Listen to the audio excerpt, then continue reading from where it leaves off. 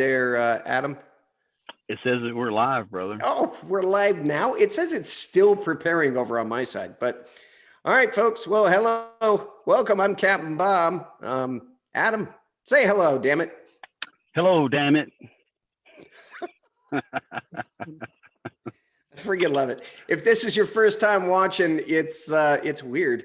And whenever we start, because Zoom kind of sucks on some things, I have to do a bunch of behind the scenes stuff to make sure that we get the YouTube out. So I'm sorry that we got the wrong link out to y'all. We got the right link to you now. Shut up. We got the right one to you now. And yeah. So Hey, at Bob. the very beginning, Hey, you Bob. did see what? I'm Hey, gonna Bob. see if I can get some more light here, right? Like I'm looking kind of dark. Well, I just thought you were tanned. So our guest is busy showing his ass. Yeah, so. Adam, what do you have to say? What? I was gonna say that my first half hour is sponsored by DeWalls. If you're royalty, it's pronounced DeWalls. DeWalls. It's DeWars. And Little better. I don't know. Oh my God. Whatever. dude, that's perfect, man. Right, yeah, stop moving. Stop. Right there.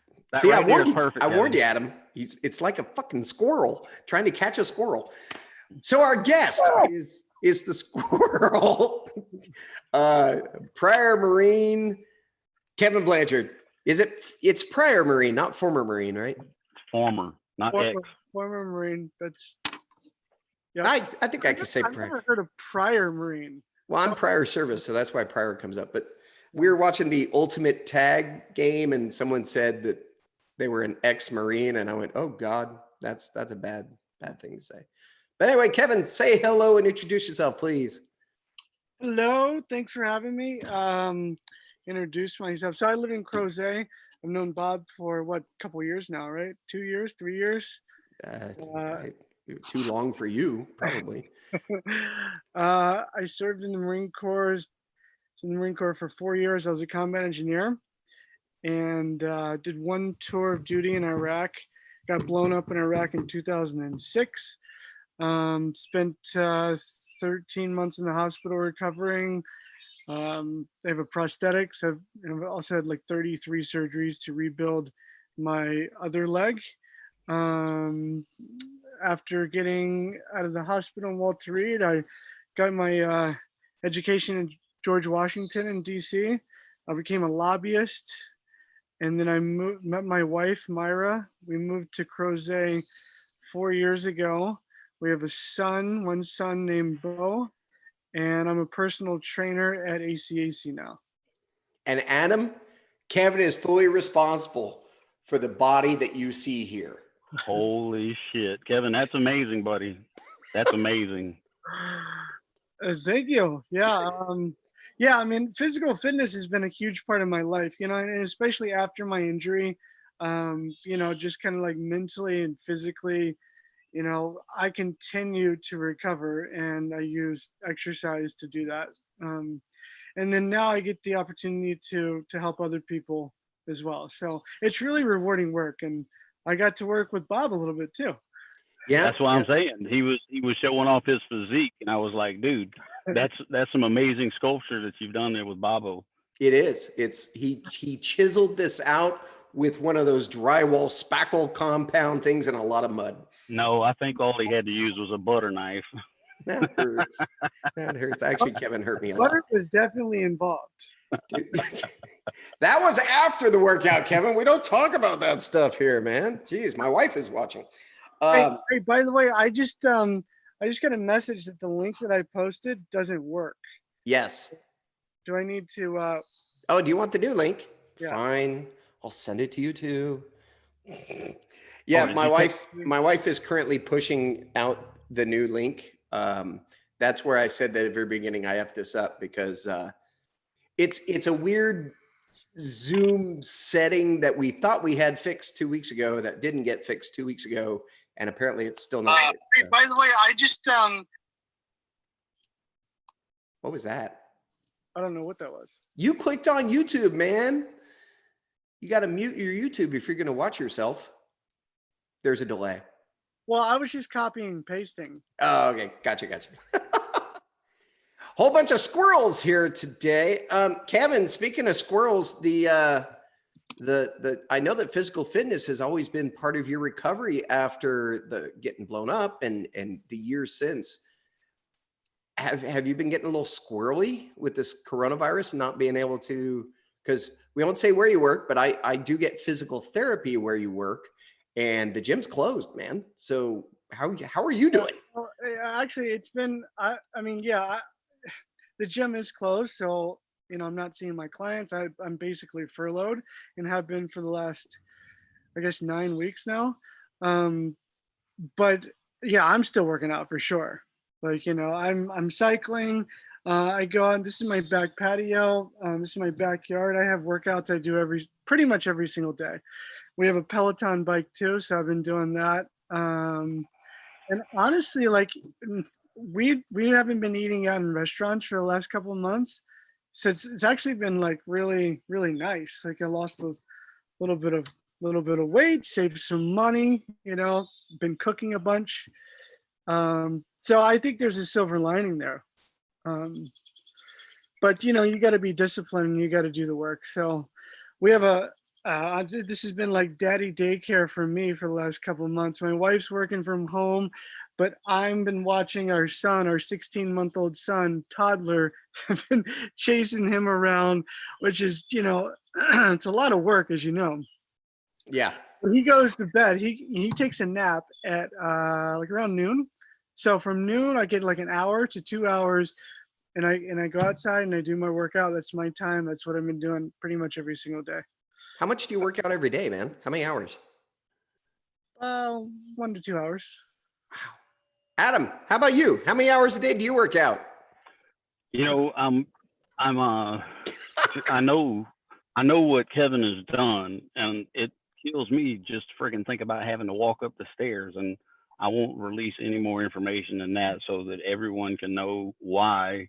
One of the specific reasons is that we have Kevin on here. Adam, I believe that your screen is frozen, or you took a picture of yourself. That's actually a nice little image. Unless he's an amazing ventriloquist, because his lips didn't move. And I will say, though, that with that photo, he's talking about me having a butter body jerk. So, Bob, are we going to talk about Water Boys Mount Kili? We are. We'll get there. We'll get there. I just wanted to point out that that's why this takes an hour. Now I get it. Okay. Yeah, because it's a stream of consciousness type thing. And of course, to those of you who are watching on YouTube, if you have any questions for Kevin, go ahead and throw them in the chat. I am watching it over there and can throw the questions at him. I did see an amazing picture of you in your driveway leading neighborhood exercise. Did people ask you to do this? Is this just something that you decided to do? I mean, how did that all work out? No one asked me, but as I said, the gym closed where I work, so I haven't been able to work with clients. And I think my wife actually said, you should organize something like a community workout. And we have a pretty close-knit community neighborhood already. And we have a neighborhood group. So I just posed the question like, hey, is anybody interested in like a group workout? We can do, lunchtime workouts, 30 minutes. I'll lead them. And I got a bunch of responses. And we had, on average, about 10 to 12 people show up in the driveway. So we had each one of like the mats, so at least it was like actually 10 feet apart. So we were doing social distancing. I was playing music and, I was leading the workout. So we did that for a little while, but then the governor, things got weird. The governor said we need to shut this down. Things got weird. That's always funny to hear. Things got weird. There was a weasel. Nobody was wearing pants. Yeah. Especially when you're talking about military vets. When somebody says things got weird, dude, you have no idea what happened. That's just the clickbait right there. Things got weird, man. Yeah. The point is, we had to shut it down. But I mean, it was a huge success, and it was kind of like donation based too, and each class kind of, I got a donation from each person, so it was kind of like a way to supplement my income as well. But yeah, maybe I'll start that again. Nice. The before you start yelling at me and throwing crap and complaining about your light, moving your chair and everything, we have to talk about Water Boys. But before you do that, you have to tell people, because your story is amazing, you have to tell people where they can find you. Do they follow you on Instagram, on Snapchat? God, I hope you're not on Snapchat. I'm definitely not on Snapchat. No. Yay. So yeah, I am on Facebook. Just Kevin Blanchard. You can find me on Facebook, and then I'm on Instagram too. It's with Kevin B is my my tagline there. You can find me there. And if people go to your Instagram, they say really amazing photos of you in Africa. Why were you deported?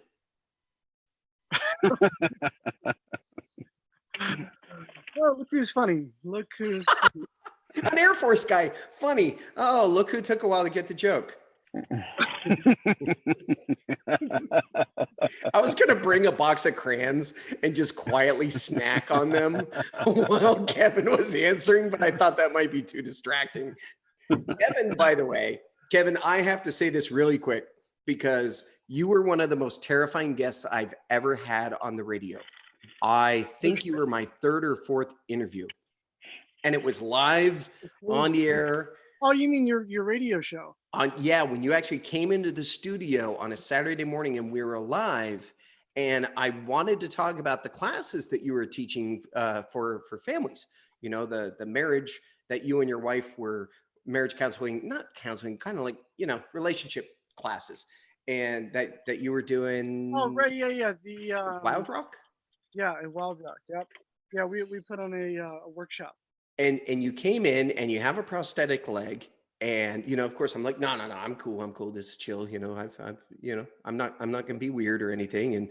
But then you started describing what happened to you in explicit detail, and I don't know if you remember this, but my memory is garbage, but I remember this. When you said the word sinew is when I had to stop you like immediately, because I could just see people on the radios going, what in the world is going on right now? And while I know that was your experience, and we could talk about it here if you really want to talk about it, I was terrified because I cracked a joke and you didn't know me yet. But I cut you off and I said, hey man, but we started this. I was saying what a badass you were. And right now you look just like a bad ID detector. And you just stared at me and I stared at you and you said, is it going to be like that? And we both died laughing. That was the moment when I knew that I could do this. And it's thanks to you, Kevin. Really? Wow, cool. He's like, wow, I forgot you were an ass, Bob. That was a good interview. I really enjoyed that. That was nice. And I got to know you pretty well in that 30 minutes or whatever. And you impressed the shit out of me. I know. I was casually talking. I said, and then I went to South America for 6 weeks. And I trekked across the South America, and you're like, wait, what? Tell me exactly. More about that. So many people think that when something life-changing happens like that us veterans just become druggies, or we're drunk, or hang on, time for Modelo Especial is my sponsor, that we just fall into this hole. But you rocked out of that thing, and to the point where you climbed, I want to say that Kilimanjaro is the tallest mountain in Africa, correct? Kilimanjaro is the tallest freestanding mountain in the world, which means that it's not part of a mountain range. How did you come up with this nutcase idea? So your local guy, so King Family Vineyards. Do you know James King by any chance? Anyway, so James King, he's a former Marine. He lives in Crozet. King Family Vineyards. His family has a vineyard, just 5 minutes from where I am. So I was coming home from training from work one day, and I saw James, and I was in the line. I was getting a sandwich. He's like, Kevin, what's up, man? And I looked back and I came over and said hello to James. And he's like, dude, I just got back from Tanzania. I just climbed Mount Kilimanjaro. I was like, oh, dude, how? Tell me about that. What? And he's like, yeah, it's with Water Boys. My boy Chris Long, we actually play lacrosse together. He's got a foundation called the Chris Long Foundation. You know, if you know anything about Chris Long, he's a NFL player, played for the Pats, played for the Eagles as well. Got a couple Super Bowl rings. He actually comes in the ACAC all the time. He's a freaking monster. He's like, you know, big dude. Like Adam. So he said so part of the Chris Long Foundation, there's a program called Water Boys, and they recruit 12 people across the country, and this includes veterans, clean water advocates, and NFL players, former or current NFL players. And so the point of it is to raise money to drill clean water wells in Tanzania, Africa. And as a part of that expedition, we go to Tanzania and we climb Mount Kilimanjaro to represent the many young, normally very young female girls and women that have to trek, you know, over the course of an entire day to collect water for that day. Oh, I had no idea the connection there. Yep. But I know exactly what you're talking about, that the females in a lot of tribes are they're basically on water duty all day long. It's honestly like it's still like hunting and gathering society. Like it's still, you know, the men go out, they hunt, they're the protectors, and the women, they gather water, you know. And so yeah, we got to see that firsthand. We got to go into the villages and actually see, you know, these women trekking for hours and hours and scooping these little, you know, cups of water into a 5-gallon bucket and bringing it back to their tribe. So we got to see that. So anyway, back to going, you know, being in the gas station with James, and he was telling me about his experience. I went home. On the way back home, I was like, I got to do this. That's like 100%. I don't care how hard it's going to be. I'm going to climb 20,000 feet for sure. And I'm going to raise a bunch of money for a great cause. Like I was just absolutely 100% sold. So I went home, I applied. It took months for them to evaluate and actually get back to me. But I got a call saying that I was accepted into the program, and now I have to raise at least $7,500. That was each one of these 12 people that I was speaking about, each one of these 12 people have different fundraising goals. Veterans have a $7,500 goal. It's like 7,500 and then 10,000 and then 15,000 for like clean water advocates. So I had a $7,500 goal. So I set out, I put together a couple like hiking events. I got the community to come out. I had a really successful one here in Mint Spring where we had about 75 people come out and do a hiking kickoff training with me. So it was a short hike, you know, it was only like 3 miles. Oh yeah, short, yeah. But I had a pack on, you know, and I wanted it to be accessible for you know, other people to come out just to support. So we had 75 people come do that hike, and then after that, Star Hill Brewery, they sponsored us. So they got us pizza. They said you can bring your group in. I gave a little speech, and every dollar that went to a pint of beer was donated to my campaign. Nice. So we raised like 3,500 or something like that in, you know, an hour. So I did a series of these little events, and then I asked some of my friends and family to help out. So I ended up raising about $20,000. I think nice, it was dude. actually Damn, that's nice. 22,000. And then collectively as a team, the 12 of us, we raised 205,000. And how much is one of these wells? We were able to fund 2 wells. So 2 wells, one well serves about 7,500 people for, I think it's like 15 years, I want to say. Wow. So yeah, and it's great because when you are able to provide clean water within these communities, the women don't have to spend their days going to collect this water, and they can spend the time at home with the children, helping educate them, taking care of the home. It frees up a lot of their time as well. If we didn't have so many civilian viewers on here, I have so many jokes, but I'm gonna leave them alone. I'm gonna leave them alone, guys. You better be a feminist right now, Adam. Damn it, you better make jokes saying that men are pigs, because those are the only jokes I'm gonna allow. It gives the men folk more time to be out in the woods, knowing that the children are secure with another parent. How about that? Does that work? And so yeah, there's a trickle down effect there.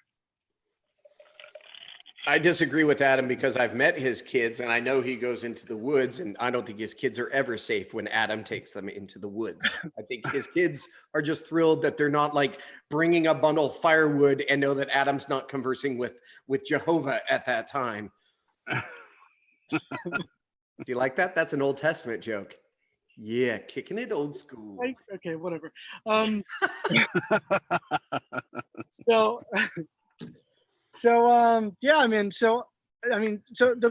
first part of the trip, it was, what was it like? I think it was 12 days. The trip was 12 days total. I trained hard. Like, I trained real hard for 6 months to be able to climb this mountain. How did you train for the altitude change? Because if you're only there 12 days, you didn't really get much time to acclimate. Yeah, I live in Virginia. The tallest mountain in Virginia is like 4,000 feet or something. Your patio. I know, right? We are kind of up here a little bit. Anyway.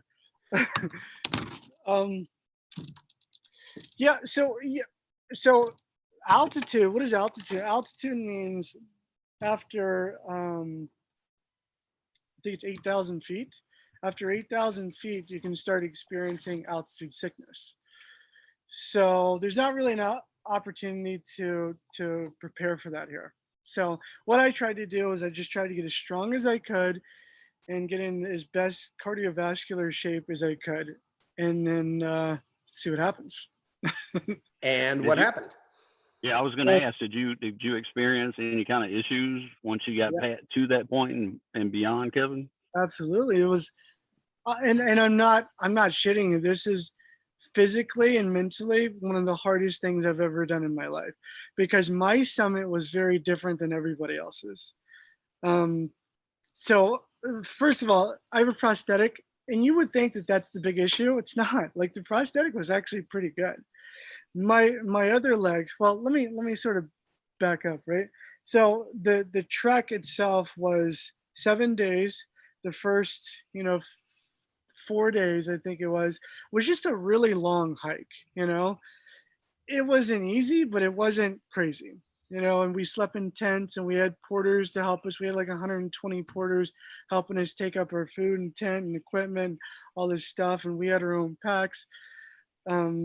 But and it was good camaraderie, among the other veterans. We were laughing, we were telling funny stories. So that experience was great. Like, it was just a really long hike. And then when we got to Camp Kibo is is base camp. So base camp is where you make it's where you make your summit bid, right? So summit bid is kind of like up and back, and that's you're going to attempt it. So Kibo camp, base camp, is 15,000 feet. When I got to 15,000 feet, yeah, I was definitely feeling the altitude for sure.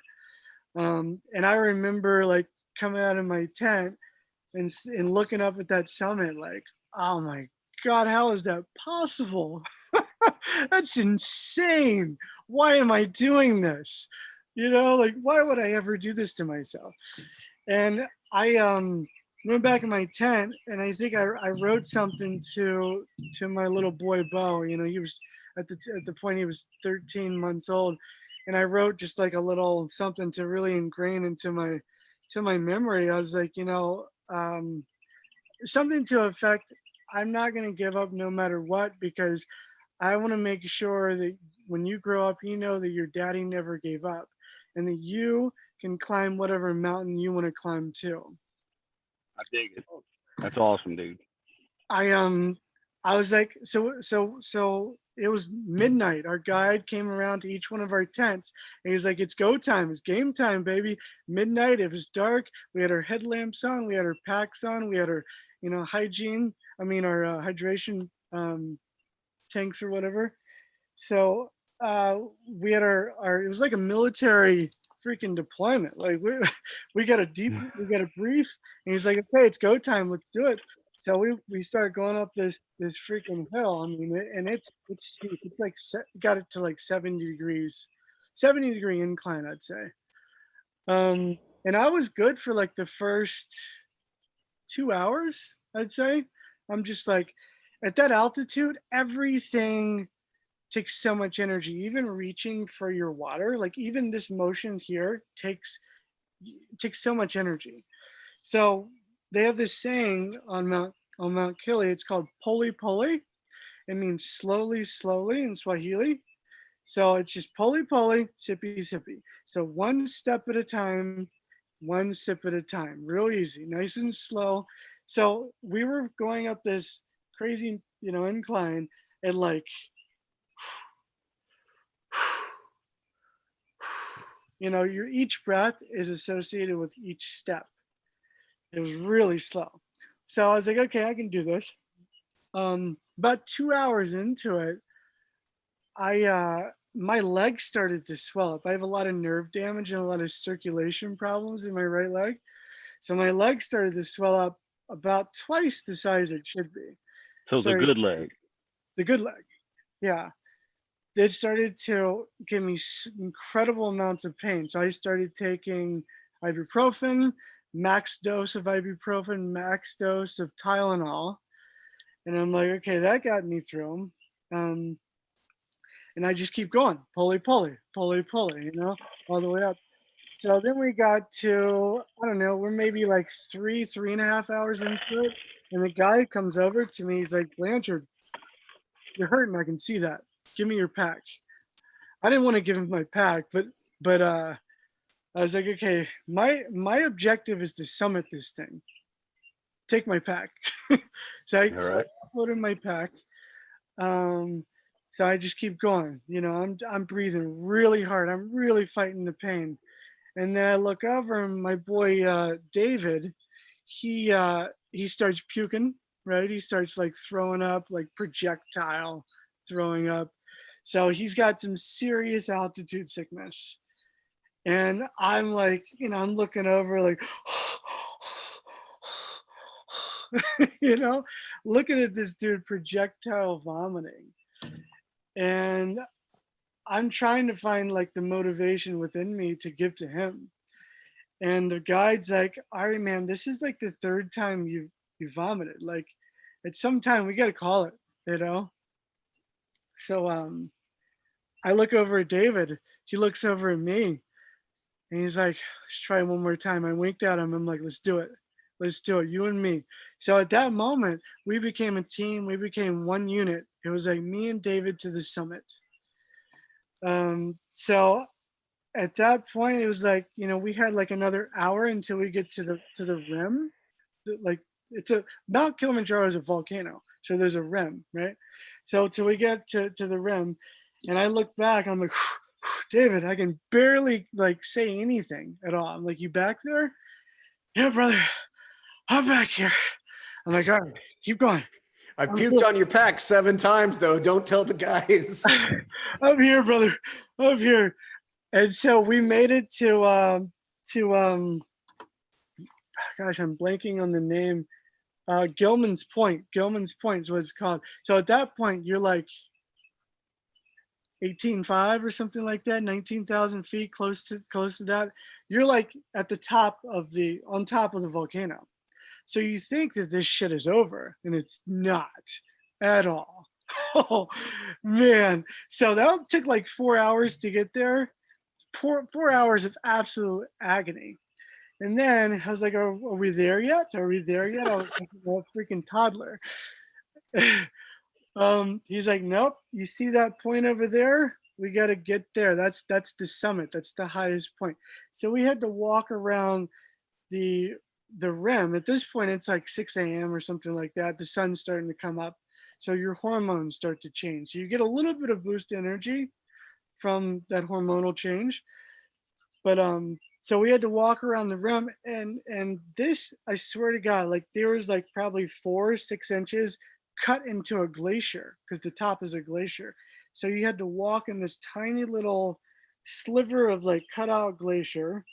And then this side is, I got one hand on the glacier wall, and that side, there's no wall, there's no protection. If you fell, you would go down into the volcano, and just, it's all ice. You would just slide and you're done.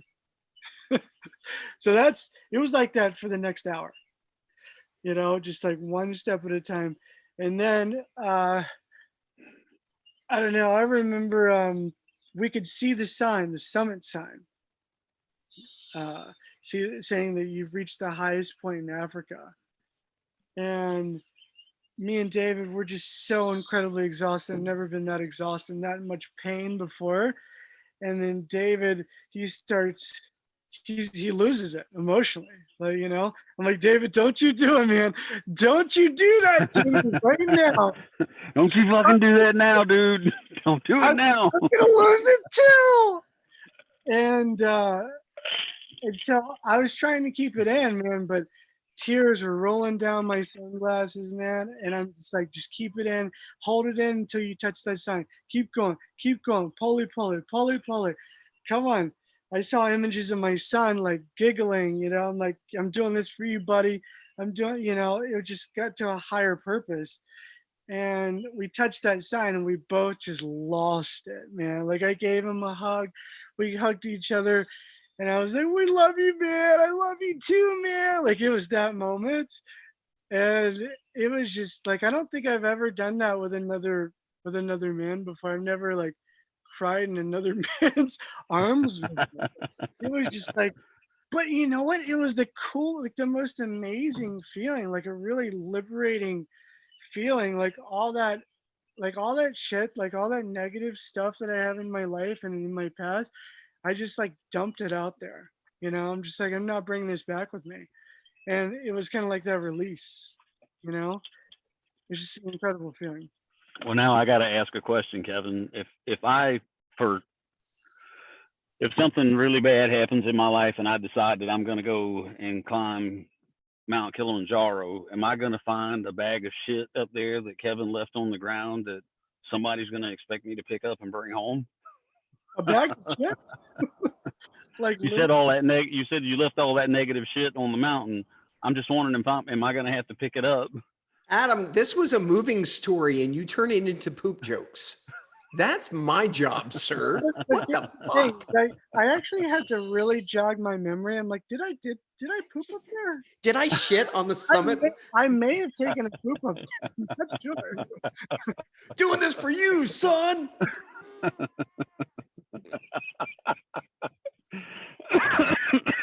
So for any of you guys that have not visited Captain Bob and Adam Hour, speaking of which, Adam, talk to Kevin and stall for me because all right, I'll talk to Kevin. Go ahead, Kevin. Finish with your story, man. I'm sorry to interrupt. Oh man, so I made it to the summit, right? I made it, and then here's the thing, I had to walk all the way back down. Which I can't, like, I was in my leg was probably 3 times the size it should be. No shit, that big. I mean, I have pictures, I have videos of me limping, like I barely could walk. So the porters, I had to get on around their shoulders, and they had to help me quite a bit. I was the last one down. It took me a really long time to get down because I took a lot of breaks. I barely could do this. It was like freaking borderline survival. But I made it down to base camp, and I went on my cot, and my tent mate Bingham, which is a former Marine too, we had this conversation. Apparently, I don't remember having a conversation with him at all. I was just out of it. I took a nap and went straight to sleep. And my guide woke me up. He's like, Blanchard, okay, can you go to the next camp? It's about 10 miles. It's flat road though. I was like, no, I can't move. I can't even stand up. I couldn't even walk out of my tent. And one thing that was really great that happened to me that day, it's never happened to me before, is I found my limit. Wow, that's huge, dude. And I knew that I couldn't go anymore. And I think that finding your limit is a really great thing, because for next time, I know where to go beyond, I don't think you understand how limits work. So that was my limit that day. But now, because I pushed myself so hard, I'm more resilient today because of what I did then.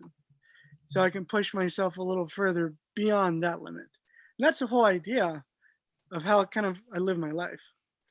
I'm really glad that you mentioned that, though, because so many people, you focus on the summit, you focus on, trekking across Antarctica and getting to the South Pole, but no one ever talks about the walk back.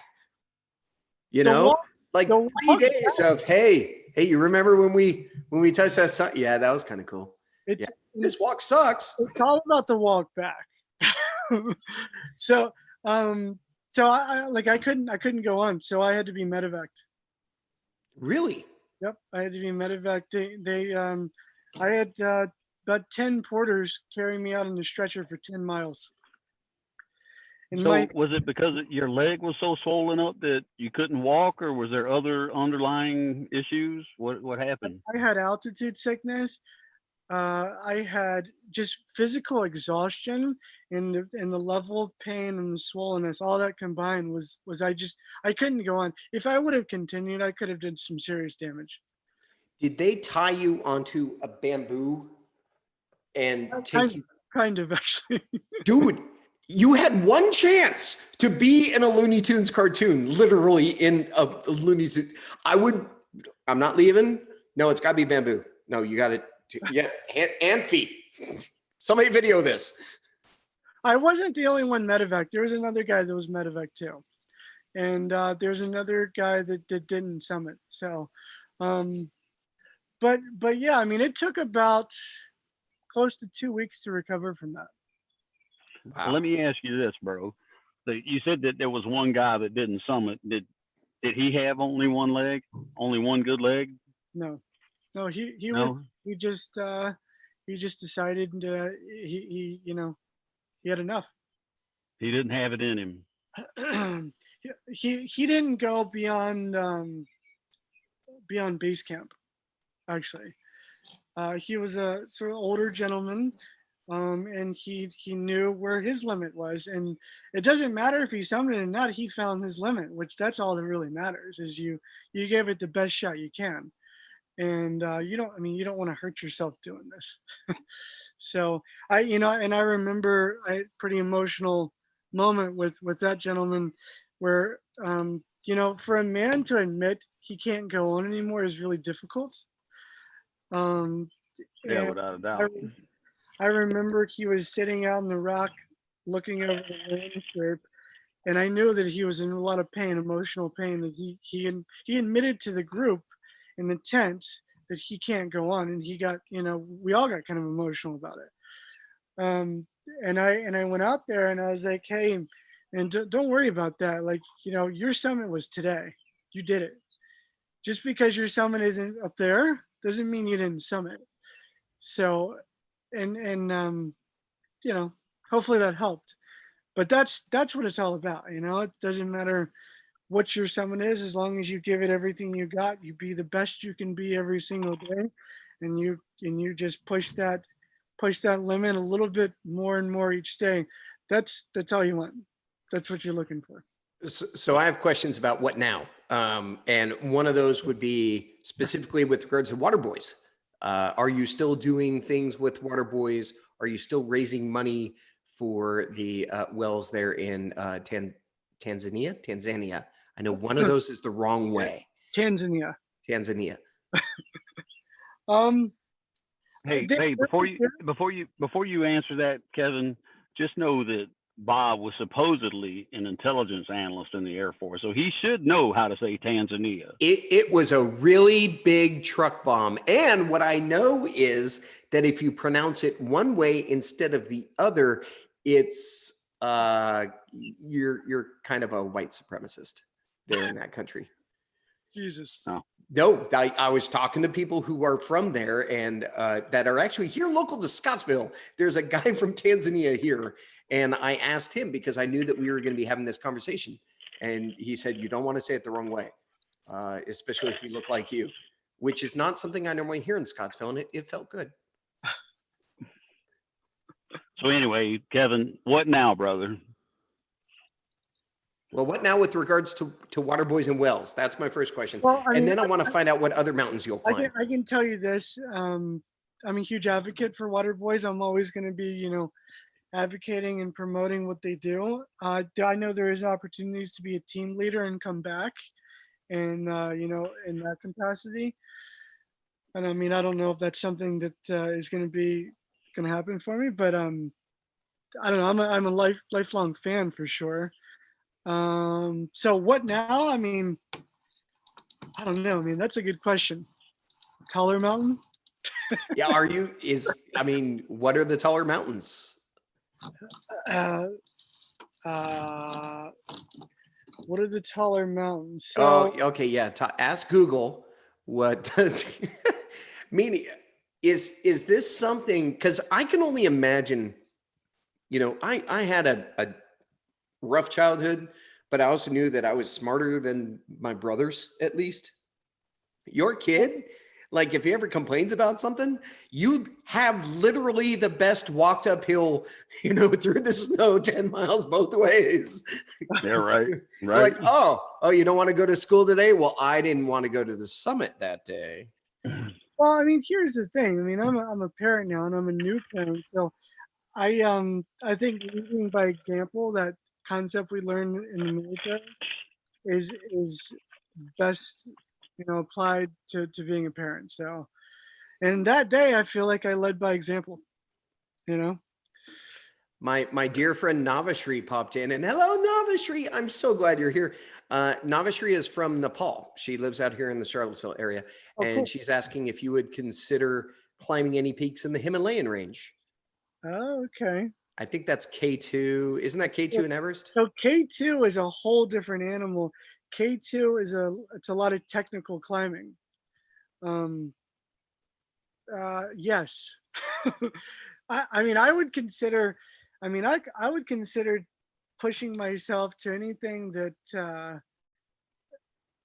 if there's an opportunity for me to climb K2 and I thought that it was doable, I'd have to learn a couple like technical climbing skills first. It's also pretty expensive to do a trek like that, but if an opportunity came my way, I'd seriously consider it. Yeah. What I've always liked to do is I'd want to ride my bike across the country, like bicycle. Huh. I think that'd be really There's cool. a Queen song coming to mind right now. Yeah, I don't think Kevin fits into that bar of that song though anywhere. Unless of course he likes those chicks. I don't know. I think that you can ride your bicycle across country as soon as you climb Mount Vinson, the tallest mountain in Antarctica. That's a good one. Okay. Well, I'll put that on the list. It's alphabetical. You had Africa, next is Antarctica, then Asia. So anytime I tell this story, the common question is what's next? And I get that. That's a logical question. But I'm actually more focused on the present. And I'm thinking, how can I actually be a master of myself? And so I think about each day, how do I be better?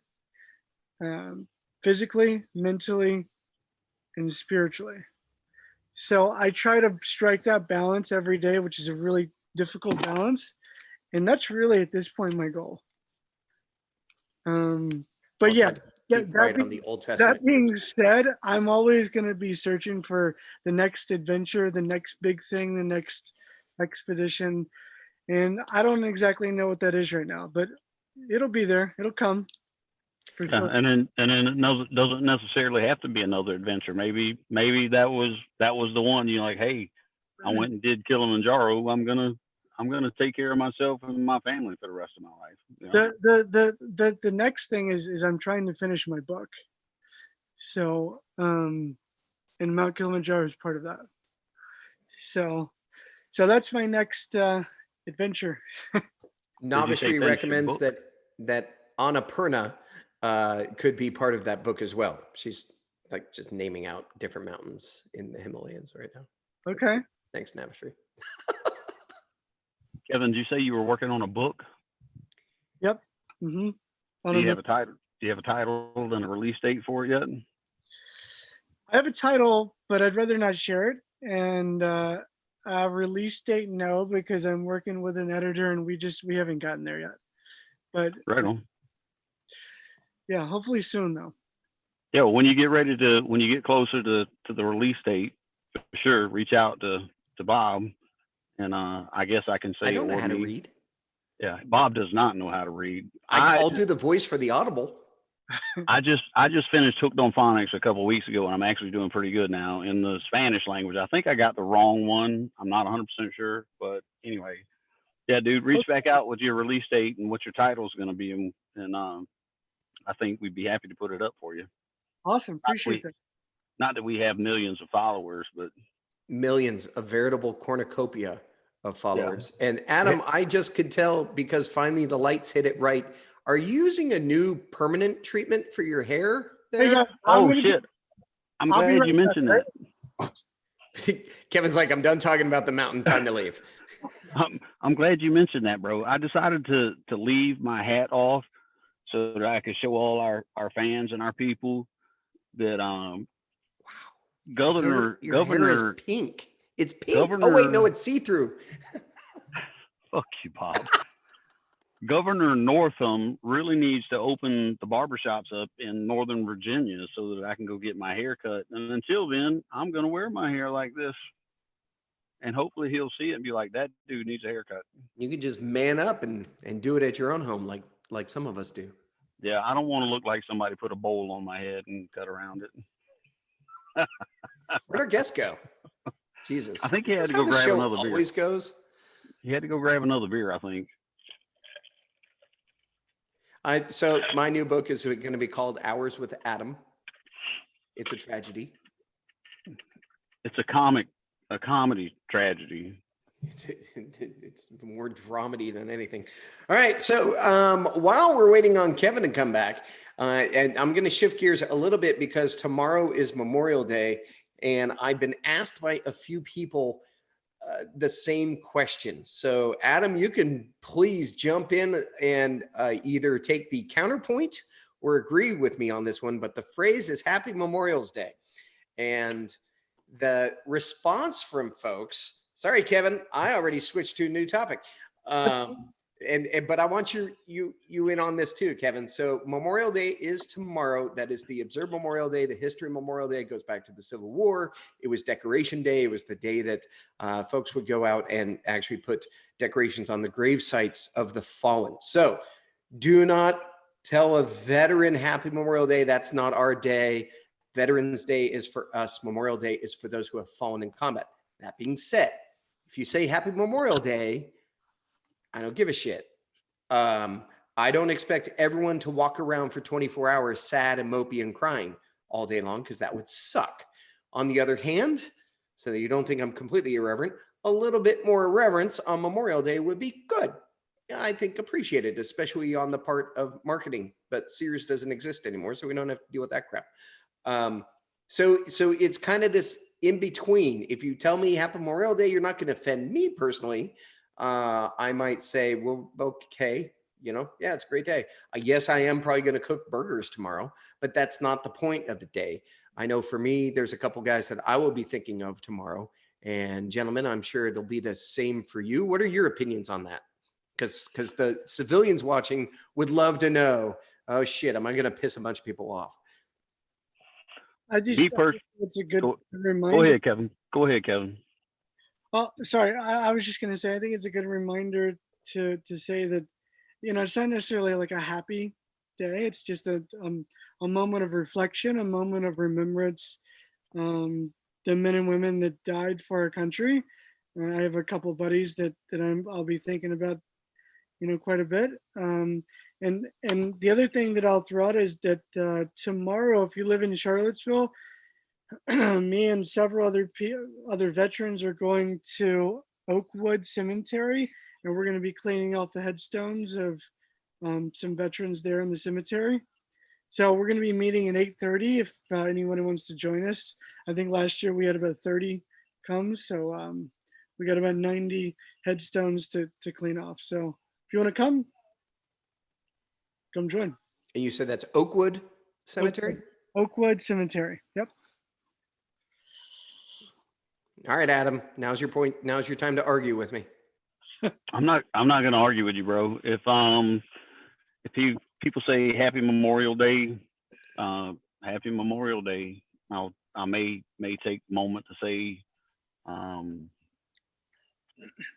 if they notice that I'm a veteran, I'll take the moment to point out that this day is not mine. This is for the people who died to make sure that this country stays free, and probably retort with a Happy Memorial Day to you, and don't forget the ones who died who made it so that we can have a Happy Memorial Day.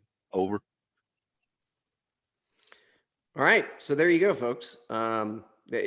This always becomes a big kerfuffle. There's going to be articles that you're going to see online tomorrow about this whole thing, and quite frankly, I don't really know many veterans that give too much of a shit about it, because we're, ironically, us vets are really freaking chill when it comes to stuff like this. Mm-hmm. So long as it's not stolen valor in Walmart, because then, and really stolen valor in Walmart, we just love calling the people out because it's hilarious. It's like, really, those are army issue sandals with your BDUs. All right, cool. Love it. All right. Well, Kevin, thank you so much. And see, now you see why it takes an hour, because you talk for a really long time, Kevin. Sorry. Well, you asked. So. I love you, brother. And I did ask, and I'm so glad that you were able to come on. This was a story that I wanted. And that's the whole purpose of this channel. People are like, what the fuck is this channel about? This channel is about amazing people doing amazing shit. It's about amazing stories, and which was one of my favorite shows growing up as a kid. And Kevin, your story, God, you have a lot of stories. Your story is still being written, literally, actually. But your story is literally and figuratively, exactly. It's a phenomenal story, and I'm going to share probably the most moving thing that I've ever heard or seen Kevin say, that he doesn't even know probably that I saw. And I don't know if it was Instagram or Facebook, but it was a picture of Bo bringing you your prosthetic. And you wrote, and I know I'm going to not get the words right, but you wrote something to the effect of that this is part of what he does, is bringing daddy his leg. And he doesn't even know that this is weird. And I thought that was amazing.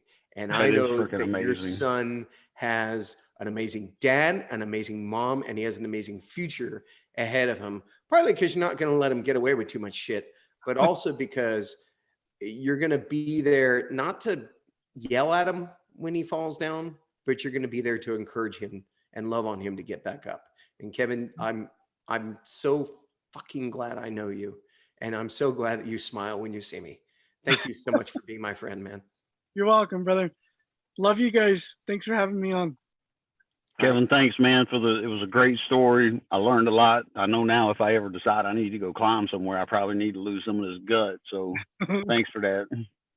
You could have a body like a body like mine, Adam. Bob, you're looking good, man. Like you really are. It's like I'm wearing a black shirt, dude. A hippo looks good in a black shirt. Damn. I mean, I know it's Virginia, so I don't know what the gun laws are, but if I You're such a jackass. I will tell you though that I've been having some medical challenges, specifically with my pulse ox and my oxygen level being rather low, down in the 80s. Yesterday, I made a decision to go back being vegetarian for a while because it's a healthier choice. And I figure this is the beer that I'll probably drink for the week. And all I've been drinking is water and coffee and eating yummy vegetables. So I started a new diet, which I only eat fruit until noon. And I got it from this book here, Fit for Life. Sold over 4 million views, but it's a book about two doctors. It's a husband and wife, and their study of diet and how it influences the body over a 15-year period. I don't have the book with me, but I'm reading Skinny Bastard. It's the follow-up to Skinny Bitch. Okay. I'm not sure if you know the book, but it's a legit book, and it's hilarious. If you're a dude and you want to lose weight, I get no money from this. Buy the book Skinny Bastard because it's written very well. It's very amusing. Hey, real quick before we go, Navashri says, thank you. Lewis Nelson says, loved it, Kevin. You're an inspiration to us all. Sweet. Thanks, guys. I appreciate it. Thank you, Kevin, for joining. Thank you, Adam, for being here. And for you watching, we'll be back in a couple of weeks with a new guest. No idea who the hell it's going to be because we haven't booked it yet. But it's going to be an amazing story from amazing people. So as always. What? No. As always. No. Yes, as always. You're not going to say the tagline, are you? No, I was just saying, as always, we'll have an amazing guest. Duh. I thought you were going to say the tagline from the podcast, which shall not be named. Okay, guys. Love you. Thanks for having me. I'll see you soon. All right. Thanks, Kevin. Cheers. All right. Cheers. And Adam and I are continuing to serve. Hit the subscribe button and you'll know when we're going to do our next interview here in a couple of weeks. All right. It'll be on a Sunday at 8. Thank you all so much for being here. Talk to you later. Cheers.